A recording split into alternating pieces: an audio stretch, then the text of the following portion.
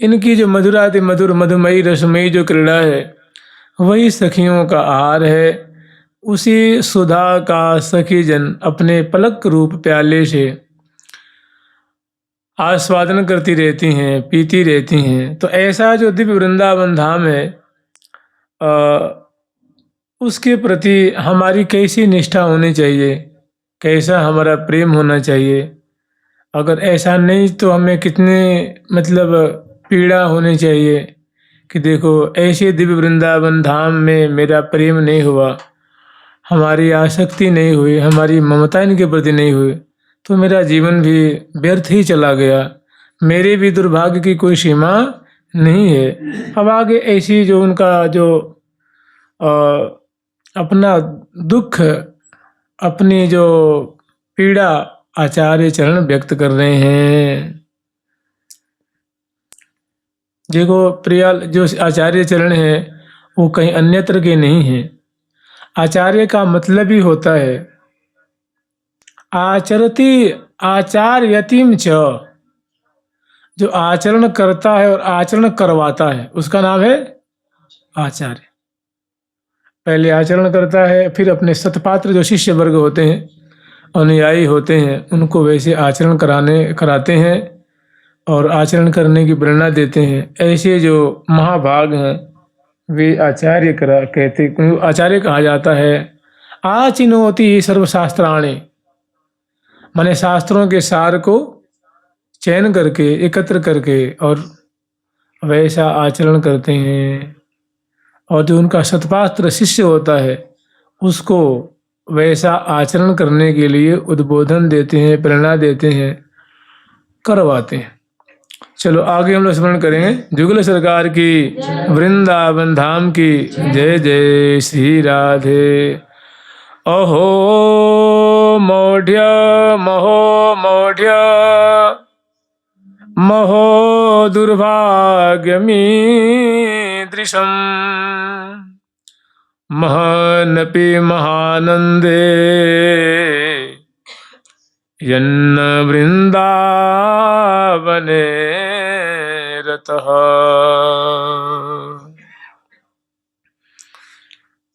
देखो आचार्य चरण कोई वृंदावन से दूर तो नहीं है ना, वृंदावन में ही है। लेकिन जानते होता क्या है, जैसे सामान्य प्राणी है, अगर उसका कहीं 1 मिनट भगवान के भजन में मन लग जाए तो हल्ला कर देता है कि भाई आज इतना आनंद आया कि पूछो मत। अरे आज तो मैं आनंद में डूब गया था भाई, आज पूछो मत, ऐसे में समा गया था। और 23 घंटा और 59 मिनट कहाँ था उसको नहीं बताएगा वो। माने इसी कुछ कहते हैं क्षुद्र जीव, क्षुद्र है ना, माने थोड़े से सुख में उफन जाता है और थोड़े से सुख दुख में बिलबिला जाता है। और जो आचार्य चरण है ये वृंदावन के रस में रमे रहते हैं, मीनवत पगे हुए हैं। जैसे एक श्री सूरदास जी महाराज जी का पद आता है, मेरो मन अनत कहा सुख पावे, जैसे उड़ जहाज को पंछी फिर जहाज पे आवे। हम लोग कोई बहुत विशाल नदी नहीं सागर मान लीजिए, सागर के मध्य में कोई जहाज है, उस पे कोई पंछी बैठा हुआ है और उसको ऐसा लग गया कि लगता मैं मर जाऊंगा, कि अब यहाँ ना कुछ जीव का कोई चीज नहीं है, जल ही जल है। तो वो उड़ करके निकलना चाहता है, कोसों दूर जाता है तो उसको जल ही जल दिखता है। फिर वो लौट के आ जाता है कि कहीं ऐसा ना हो कि हाथ का भी जाए और पाँव का भी चला जाए, फिर उसी जहाज पे आ जाता है।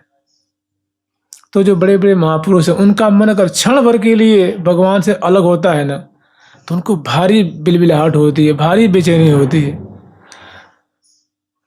तो वो क्षण मात्र के लिए अगर उनका मन, उनका चित्त, उनकी बुद्धि अगर उनसे अपने इष्ट से थोड़ी भी पृथकत्व महसूस करती है तो उनको भारी कष्ट, मरण तुल्य कष्ट होता है।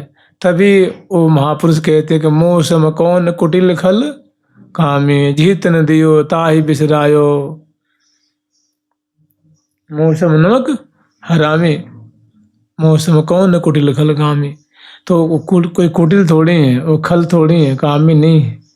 लेकिन थोड़ी सी क्षण भर का जो अंतराय होता है उसी में वो बहुत दुखी हो जाते हैं और अपने में दोषारोपण करते हुए ठाकुर जी से निवेदन करते हैं। तो ये आचार्य जी चरण कह रहे हैं कि अहो मौढ़्य महो दुर्भाग्य मीदृशम, कि भाई अहो बड़े दुख की बात है। देखो अहो मने अहो मौढ़्यम, हमारी कैसी मूर्खता है, मैं कितना बड़ा मूर्ख हूँ, कितना बड़ा अज्ञानी हूँ। अहो मौढ़्य अहो मौढ़्यम, अहो अहो दुर्भाग्य मीदृशम, मेरा कैसा दुर्भाग्य है, कैसी मेरी अज्ञानता है। और वास्तव में मेरा दुर्भाग्य भी बड़ा चरम पे है कि महानपि महानंदे, लोग मुझे महान कहते हैं। जैसे मान लो कोई विधायक का पद, मंत्री का पद या कोई अच्छा पद मिल गया है तो लोग मुझे बहुत पूजते हैं, आदर करते हैं, चाहे मैं धनाढ़ हूँ, ज्ञानी हूँ, कवि हूँ, या कोई हमारे थोड़ा संसार की दृष्टि से अगर कोई गुण है तो लोग मुझे बहुत महान मानते हैं, बड़े मानते हैं, अच्छे मानते हैं। लेकिन मैं देख रहा हूँ कि मेरे समान कोई मूर्ख नहीं है। किस दृष्टि से कह रहे हैं? महानपि महानंदे, के जो आनंद के सागर स्वरूप ये जो वृंदावन धाम है, महानपि महानंदे यन्न वृंदावने रतः, यन्न वृंदावने, कि देखो ऐसे महानंद के सागर स्वरूप, सुख के सागर स्वरूप, जिनकी गोद में प्रियालाल क्रीड़ा करते हैं, ऋषिक जन अपना सर्वस्व न्यौछावर करके यहाँ सुख दुख सहते हुए निवास करते हैं, ऐसे आनंद स्वरूप वृंदावन में मेरा प्रेम ही नहीं हुआ, इसमें हमारी प्रीति नहीं हुई। हम छोटी सी बात के लिए, थोड़े से लोभ के लिए, थोड़े से मान सम्मान के लिए वृंदावन छोड़ के हम बाहर चले जाते हैं। तो अगर इस धाम से हमारा प्रेम कहाँ है? तो वही बात कह रहे हैं कि देखो हम जान रहे हैं कि इनके प्रेम रस में श्यामा श्याम लुभाए हुए हैं, क्रीड़ा कर रहे हैं, ऐसी दिव्य स्थली को हम छोड़ करके बाहर चले जाते हैं। अर्थात मेरा अगर इनसे प्रेम हुआ होता तो मैं भला इनको क्यों त्याग करता, इनको क्यों पीठ देता। तो बड़े मतलब दुखी होकर के आचार्य चरण ऐसी बात कह रहे हैं, मानो हमें चेता रहे हैं।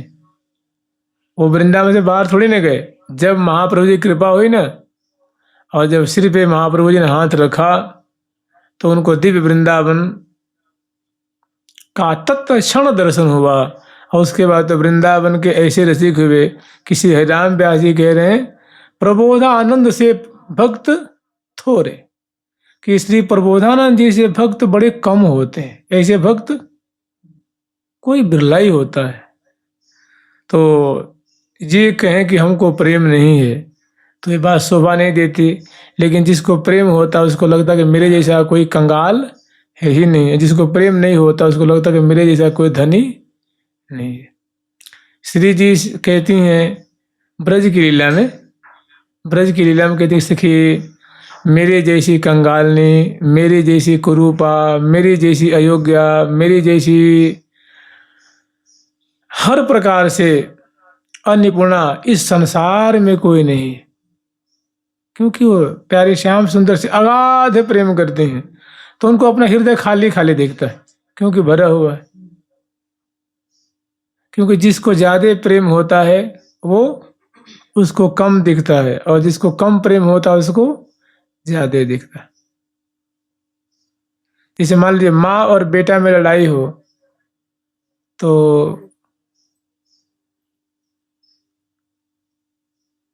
कौन जल्दी झुक जाता है? माँ झुक जाएगी। जैसे मान लो आगे रोड है, गाड़ी आ रही, लड़का के माँ उसे गाली देकर भाग रहा है तो माँ उसको दौड़ के पकड़ने चल जाएगी, क्योंकि माँ का प्रेम ज्यादा है, बच्चे का कम है। तो वही झुक जाती है। दोष बच्चे में है लेकिन मैया झुक जाएगी कि चलो जैसे तैसे सुखी रहे।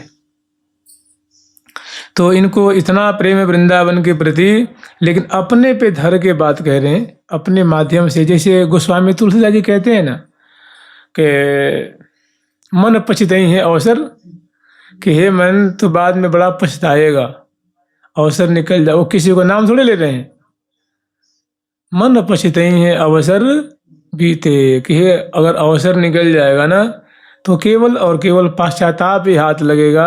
इसलिए अभी से संभल करके भजन कर। ऐसे आचार्य चरण अपने पे ये रख करके और मानो सांसारिक जीवों को, भक्तों को शिक्षा दे रहे हैं कि वृंदावन के प्रति कैसा प्रेम होना चाहिए। अहो तादृंग महानंद कंदम वृंदावनम न चेत महातमोऽपि श्रयते महातमोऽपि श्रयते महातमोऽपि श्रयते वाचो नीचतमो हि सः। अहो तादृङ् महानंद कंदम वृंदावनम न चेत महातमोऽपि श्रयते वाच्यो नीचतमो हि सः।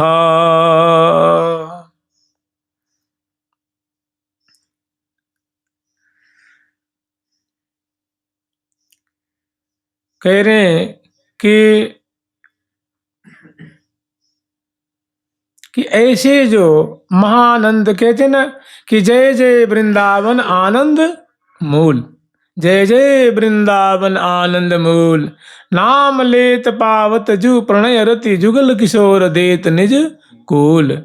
कि जुगल किशोर जो श्रीधाम वृंदावन का नाम लेता है तो उस पे रिझ करके श्यामा श्याम अपना आश्रय देते हैं, मने राखें अपने पास रख लेते हैं। तो कह रहे कि अहो तादृंग महानंद कंदम वृंदावनम न चेत, कि भैया ये मैंने बड़े आश्चर्य में पड़े हुए, आनंद के सागर में गोता लगाते हुए वृंदावन की महिमा उनके सामने स्फुरित हो रही है। तो वृंदावन की महिमा के सागर में डूबे हुए आचार्य कह रहे हैं अहो तादृंग महानंद कंदम वृंदावन न चेत, कि देखो महानंद के कंद स्वरूप ये यदि वृंदावन, ये वृंदावन धाम है और इस वृंदावन धाम में महातमोऽपि श्रयते वाच्यो नीचतमो हि सः। और इस वृंदावन जो आनंद के कंद हैं, अगर हम अपने को बड़ा मानते हैं, बड़े अच्छे हैं, बड़े बुद्धिमान हैं, बड़े अपने को हम समझदार मानते हैं, और इतना होने के बाद भी अगर जो हमने वृंदावन का आश्रय नहीं लिया, अवलंब नहीं लिया, तो वास्तव में हमारे जैसा मूर्ख, हमारे जैसा अज्ञानी इस संसार में भी कोई नहीं है। कहे नीच नीच नीचतर नीच तम, मैंने सभी नीचों में नीच मैं ही हूँ। मेरे जैसा कोई पामर नहीं है, मेरे जैसा कोई अज्ञानी नहीं है। क्यों? एक ही कारक है कि मुझे वृंदावन नहीं अच्छा लगता है, मुझे वृंदावन रुचता नहीं है, मुझे वृंदावन भाता नहीं है, मैंने वृंदावन का आश्रय नहीं लिया। इसका मतलब क्या हुआ कि श्रीधाम वृंदावन का आश्रय लेना क्या है? अनिवार्य है। आगे फिर वर्णन कर रहे हैं कि सांद्रानंद रसे वृंदा वनेपि नानुरज्यतः किं वा मम करिष्यन्ति ज्ञान भक्ति विरक्तयः। जानते हैं क्या है? मूल बात यह है ना कि श्रीधाम पूरे विश्व में, और विश्व की बात भी छोड़ दीजिए, भारत में ले लीजिए, तो भारत में भी अनेकों संत हैं, लाखों संत महात्मा भक्त होंगे, करोड़ों होंगे, किंतु धाम के प्रति सबकी श्रद्धा नहीं होती।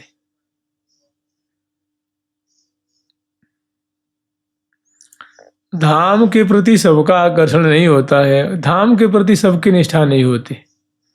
धाम के प्रति जिसपे धामी की विशेष कृपा होती है, धाम की विशेष कृपा होती है, उसी की इसके प्रति विशेष निष्ठा होती है। नहीं तो एक सामान्य भूखंड, शहर, थोड़ा तीर्थ और हाँ बड़ा बढ़िया लगता, अच्छा है, ऐसा मान के ही आदमी रह जाता है। उसके मन में ये बात घर नहीं कर पाती है, ये निष्ठा नहीं जम पाती है कि जिसको हम लोग बैकुंठ कहते हैं, गोलोक धाम कहते हैं। मैंने देखो ये जो ब्रजमंडल है ना, यही गोलोक धाम है। लेकिन अभी कोई कहेगा गोलोक धाम की महिमा ऐसी ऐसी, हम खूब सुनेंगे, लेकिन ब्रजमंडल के प्रति आस्था नहीं है। क्योंकि धाम के प्रति सबकी आस्था होने बहुत मुश्किल है, बहुत कठिन है। और ठाकुर जी स्वयं कह रहे हैं कि मृता यान्ति ममालयम इति, कि इस धाम में जो अपने शरीर को छोड़ता है वो मेरे दिव्य परिकर में वो मिल जाता है। बताइए, ठाकुर जी कह रहे हैं, श्री जी कह रही हैं। तो इन बातों पर जल्दी विश्वास सबको नहीं होता है। और बड़े बड़े भागी हैं ऐसे जो जन हैं जो विशेष कृपा भाजन हैं, वे तो मर मिटते हैं धाम के लिए, अपना सर्वस्व न्यौछावर कर देते हैं, अपना सर्व हारा हो करके, अगुणी हो करके, अकिंचन हो करके, और श्री धाम जैसे जसहूँ तसहूँ कसहूँ करके, जैसे तैसे कैसे जैसे भी बन जाए वो धाम का आश्रय लेते हैं, और धाम और धाम ही उनको निहाल कर देते हैं। तो अगर मान लीजिए ऐसी बात नहीं होती तो आप ही बताइए, हमारे श्री भट्ट देवाचार्य महाराज जी हैं हितु सखी के अवतार, और श्री राधा रानी कह रही हैं कि सखी री तो बिन मोही सरैना, कि हे सखी, हे हितु सहचरी, मैं तुझसे क्या बताऊं, तू मुझे इतनी प्यारी लगती है और तू मेरे मन में निवास करती है, मेरे हृदय की सारी बात तू जानती, तू मेरी हितैषिणी सखी है। माने सदा मेरा हित ही करती रहती है सखी। तो सवेरे से लेकर के रात्रि, रात्रि से लेकर के प्रातः काल पर्यंत किसमें मुझे लाभ होगा, सुख मिलेगा, मेरे रोम रोम को सुख मिलेगा, यही तेरा निर्णय होता है, यही तेरा विचार होता है, यही तेरी सोच होती है सखी।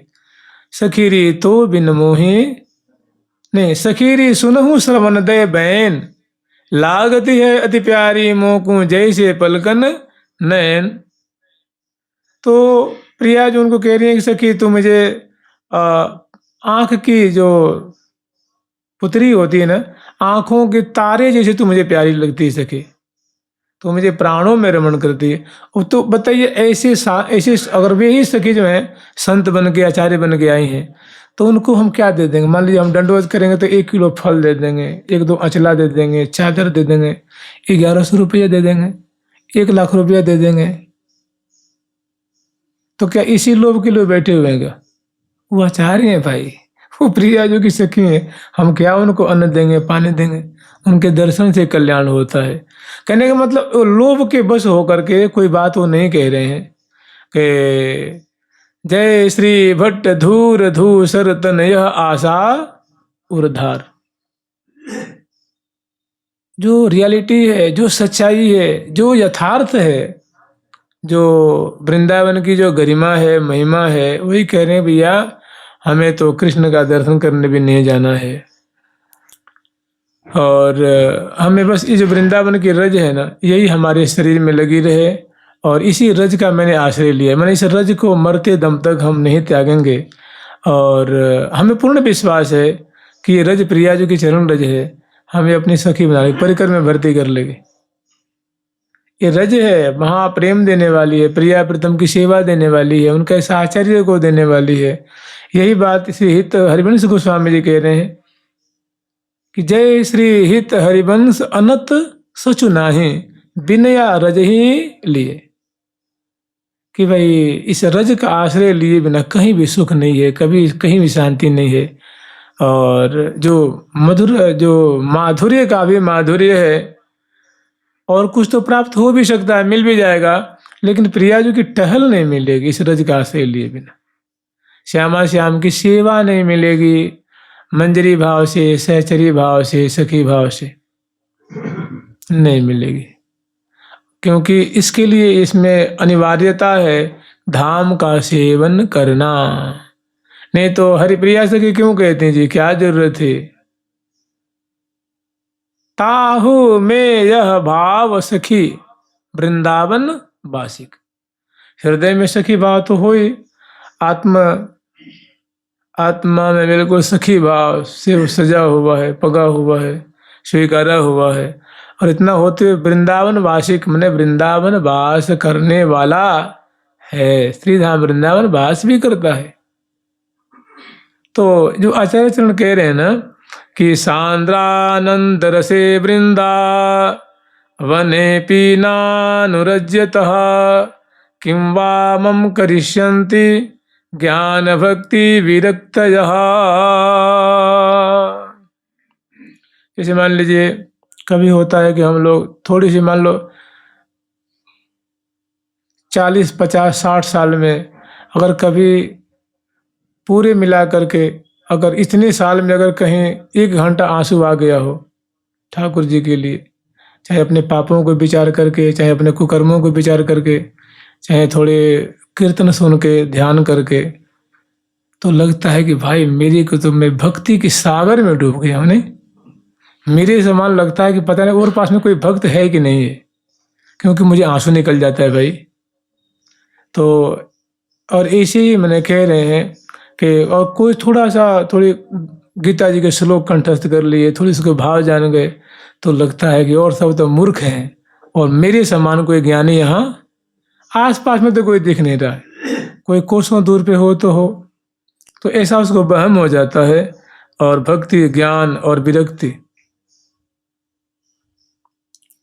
जैसे मान लीजिए किसी के पास थोड़ा धन है, किसी के पास नहीं है, तो समझता है मेरे समान कोई विरक्ति इस संसार में नहीं है। तो कह रहे हैं कि भैया सांद्रानंद रसे वृंदा बने पीनानुरज्यतः, कि आनंद के घनीभूत स्वरूप ये श्रीधाम वृंदावन है। माने आनंद ही आनंद है, रस ही रस है, सुख ही सुख है, हर्ष ही हर्ष है, मोद ही मोद जहां भरा हुआ है और कुछ है ही नहीं। तो इस आनंद के मूल स्वरूप जो श्रीधाम वृंदावन है, और देखो भाई इनमें मेरा प्रेम नहीं हुआ, इनमें हमारी अनुरक्ति नहीं हुई, इनमें हमारी ममता नहीं हुई, अपनत्व नहीं हुआ, तो कह रहे हैं किम वा मम करिष्यन्ति, तो ज्ञान भक्ति विरक्तय, तो हम अपने को ज्ञानी मान करके, अपने को विरक्त संत मान करके, अपने को भक्ति मान करके हम क्या कर लेंगे। कहने का मतलब समझ रहे हैं, जिस भक्ति को हम लोग चाहते हैं ना, वो भक्ति वृंदावन में क्या करते हैं, भक्ति नृत्यति यत्र च पुनः प्राप्तवा भक्ति नृत्य यत्र च, वृंदावन में भक्ति नृत्य कर रही, नाच रही है। आप कहीं चल जाइए, ऐसा रंगल मंगल आपको कहीं नहीं दिखेगा। अयोध्या जी में उसका एक स्वरूप अलग है, हरिद्वार चले जाइए, ऋषिकेश चले जाइए, काशी चले जाइए, जहाँ चले जाइए, लेकिन जो वृंदावन में आप हरियाली पाएंगे, खुशी पाएंगे, जो एक प्रेम का, जो भक्ति का एक परमाणु जो है, जो दिख रहा है, जो हवा में कण कण में जो व्याप्त है, ऐसी सरसता, ऐसी मिठास, ऐसी माधुरी कहीं नहीं मिलती है। तो कह रहे हैं कि हम बड़े अपने ज्ञानी मानते हैं, बड़े वैरागी मानते हैं, बड़े अपने को भक्तिमान मानते हैं। इस ज्ञान, वैराग और भक्ति में धूर अगर वृंदावन में तनिक भी प्रेम नहीं हुआ, तो अगर हो गया तो बहुत अच्छी बात है, उसका तो फल ही मिल गया। श्री हरिराम व्यास जी महाराज का एक पद की एक पंक्ति है कि व्यास भक्ति को फल लहो वृंदावन की धूर। श्री हरिराम व्यास जी कह रहे हैं कि हमने भक्ति का सार, भक्ति का फल पा लिया, वृंदावन की रज मुझे प्राप्त हो गई। बताओ, व्यास भक्ति को फल लहो वृंदावन की धूर। तो वास्तव में वृंदावन वृंदावन ही है जी। चलिए आगे चलते हैं। जुगल सरकार की, लाडली लाल की जय जय। श्री राधे धिंग धिंग मामपि सद्विद्या कुलशील गुणोज्ज्वलम वृंदावन रति प्राण हीनो हि स्यादयतः शवः। धिंग धिंग मामपि सद्विद्या कुलशील गुणोज्ज्वलम वृंदावन रति प्राण हीनो हि स्यादयतः शवः। मान लीजिए इतना पाठ करने के बाद भी, श्रवण करने के बाद भी अगर वृंदावन के प्रति प्रेम नहीं, तो कह रहे मुर्दा ही है वो जीता हुआ क्या है? हाँ, जीवत सब समान ते प्राणी, वो जीते हुए मुर्दा के समान है। क्या क्या बातें हैं, तो कह रहे हैं धिंग धिंग माम विशद विद्या, मैं बहुत सुंदर सुंदर विद्याओं से अलंकृत हूँ, मेरी में बहुत सुंदर सुंदर विद्या है, महनीय महनीय विद्या है, मैं बहुत विद्वान हूँ। और कुल, ऐसा मेरा कुल है जिसमें आज तक च्युति नहीं हुई है। माने हमारे कुल की कोई बहन बेटी भाई बंधु का आज तक पतन ही नहीं हुआ, लाखों वर्ष व्यतीत हो गए, हमारे कुल में ऐसी घटना आज तक, ऐसा मैं कुलवान हूँ।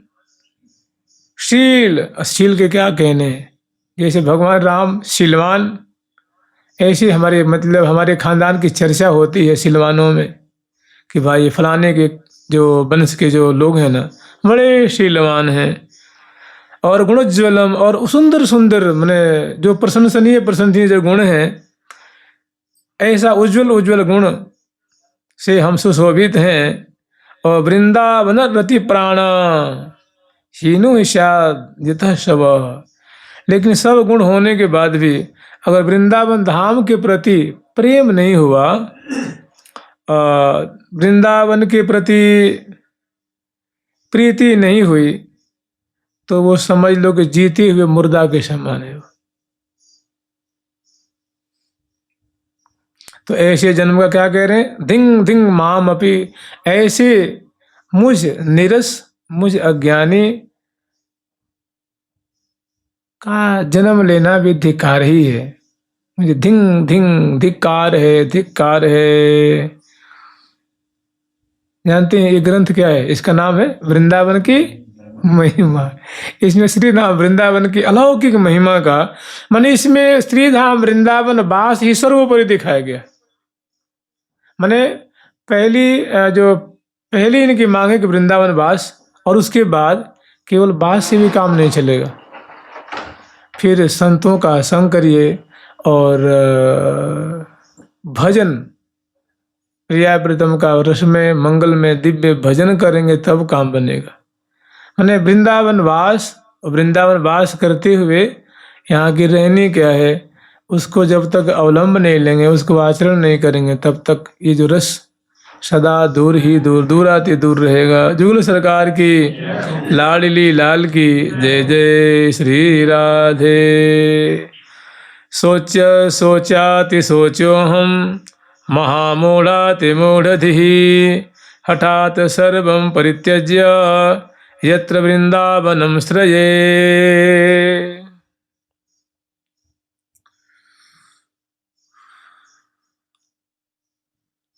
देखिए, सोचा उसके बारे में जाता है जो अच्छा कर्म करता है, जिसका अच्छा विचार होता है, वो कभी पास्ट के बारे में, भूतकाल के बारे में नहीं सोचता है। जिसे गलती होती है, जो असदाचार पालन करता है, वही अपने भूतकाल के कर्मों के बारे में सोच सोच के चिंतित रहता है। जो बढ़िया कर्म करता हो कभी सोचने का प्रश्न ही नहीं है ना। तो कह रहे हैं सोच्याति सोच्यो हम, सोचनीय से भी सोचनीय हम हैं। मैंने जितने भी भाई जो सोचने योग्य जन है, प्राणी है, उन सबसे ज्यादा सोचने योग्य हमारी जिंदगी है। मैंने हमारी जिंदगी बढ़िया नहीं रही है, तो अब क्या होगा, उसका फल क्या होगा, अब क्या होगा, कैसे कल्याण होगा, इस बात को सोचते सोचते मैंने हम ही सबसे ज्यादा सोचनीय हैं। महामूढ़ाति मूढ़धि, और महामूर्खों से भी महामूर्ख मैं हूँ। हठात सर्वं परित्यज्य जन्न वृंदावनं श्रये।